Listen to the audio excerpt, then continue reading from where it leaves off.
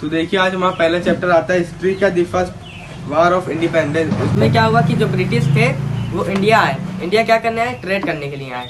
जब वो लोग इंडिया ट्रेड करने के लिए आए तो बीतते समय के साथ उन्हें लगने लगा कि इंडिया में भेद बहुत ज़्यादा है, इसमें लड़ाई ज़्यादा है इंडियन में, और इंडियन लोग पढ़े लिखे नहीं हैं। तो इन्होंने क्या किया, चलिए इनके पे थोड़ा हम लोग कब्जा करते, राज करते। तो इन्होंने कंपनी डेवलप की, बहुत कुछ डेवलप किया। तो फर्स्ट चैप्टर में तो हमारा पहले ये आता है पॉलिटिकल कॉज, मतलब हमारे पॉलिटिकल में घुसने लगे, इंटरफेयर करने लगे।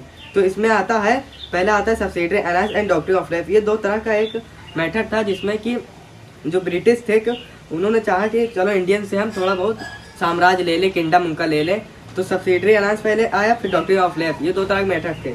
जो सब्सिडरी अलायंस था उसमें एक तरह का अरेंजमेंट था। उसमें इन्होंने ये किया कि जो ब्रिटिश हैं उन्होंने ये कहा कि जो इंडियंस के सिपाही हम उन्हें प्रोटेक्ट करेंगे और बदले में हम उनकी कोई बहुत बड़ी पावर लेंगे। जैसे अगर कोई दूसरा किंगडम,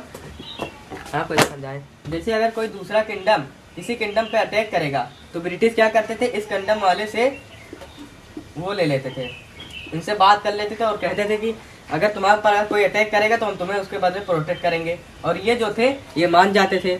मानने के बाद और जब इन्हें ये प्रोटेक्ट करते थे तो जो ये लोग थे ये लार्जली डिपेंड हो जाते थे ब्रिटिश पे, और जो बड़ी पावर थी कभी ब्रिटिश इन्होंने बताया नहीं। अब हमारा दूसरा आता है doctrine of life. Doctrine of life में यहाँ डलहौजी बताए आ गए थे। उन्होंने ये कहा कि जो एक राजा है, अगर इस ब्रिटिश का कोई एक राजा है, अगर उसकी संतान नहीं है, उसकी संतान को यहाँ बोला गया हेयर, HEIR, अगर उसकी कोई हेयर नहीं है, नेचुरल हेयर नहीं है, तो उसका जो किंगडम होगा ऑटोमेटिकली ब्रिटिश का हो जाएगा। ओके। और दूसरा फिर उन्होंने देखा कि अब ये लोग अडॉप्ट करने स्टार्ट कर दिए। जब अडॉप्ट करें तो इन्होंने फिर कहा कि अगर नेचुरल हेयर नहीं है, अब अगर इन्होंने अडॉप्ट भी किया है कोई हेयर को, तो वो भी नहीं माना जाएगा। डिसरिस्पेक्ट शोन है बहादुर शाह। अब इसमें क्या हुआ, जो बहादुर शाह थे उन्हें अपने किंगडम से भगा दिया गया, और जो वो थे बहादुर शाह, वो अपने किंग का टाइटल खो दिए थे, इन्हें रेड फोर्ट से भगाया गया था। और बाद में आता है हमारा इल ट्रीटमेंट ऑफ नाना साहब एंड रानी ऑफ झांसी। इसमें क्या हुआ, जो बाजीराव सेकंड थे, the last Peshwa adopted son of नाना साहब थे, वो अडॉप्टेड सन थे। तो अडॉप्टेड सन का मैंने क्या बताया, कोई अडॉप्शन रहेगा उसका किंगडम ऑटोमेटिकली उसका हो जाएगा, ब्रिटिश का। फिर आता है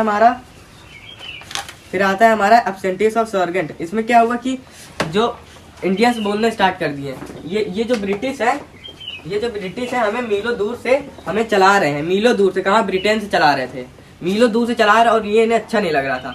और इन्होंने ये कहा कि जो मुगल्स थे वो हमारे यहाँ रहते थे, हमारे यहाँ खाते थे, हमारे यहाँ पीते थे, और जो कमाते थे, जो पाते थे, हमारी रोडें बनाते थे, स्कूल बनाए, नहर बनाते थे, किसान को बनाते थे, पैसा देते थे। और ये क्या करते हैं, ये यहाँ ब्रिटिश जो है यहीं का खाते हैं, यहीं का पीते हैं, और जितना पैसा कमाते हैं सब इन्हें इंग्लैंड भेज देते थे। हमारा आता है दूसरा social and religious cause. Social of and religious cause में क्या हुआ, ब्रिटिश ने यहाँ कुछ अच्छा काम किया, लेकिन उस समय जो लोग थे उन्हें ये बुरी लगती थी। ब्रिटिश ने जो सती सिस्टम थी उसे हटाने की कोशिश की, कहे कि सती सिस्टम बहुत ही खराब है, इसे हटाना चाहिए, क्योंकि इसमें जो लड़की विधवा हो जा रही थी उन्हें जला दिया जा रहा था। ठीक है, तो जो इस समय के लिए ये तो सही है, सती सिस्टम हट गई, ये तो सही है, लेकिन उस समय के लिए उन लोग को बहुत खराब लग रहा था। फिर इसके बाद क्या हुआ, जब सती सिस्टम हट गया तो जो विधवा है अब उनका क्या किया जाए, तो दूसरा आया विडो रीमैरिज। विडो रीमैरिज में ब्रिटिश ने क्या किया, कहा कि जो विधवा है उनकी दोबारा से रीमैरिज होनी चाहिए।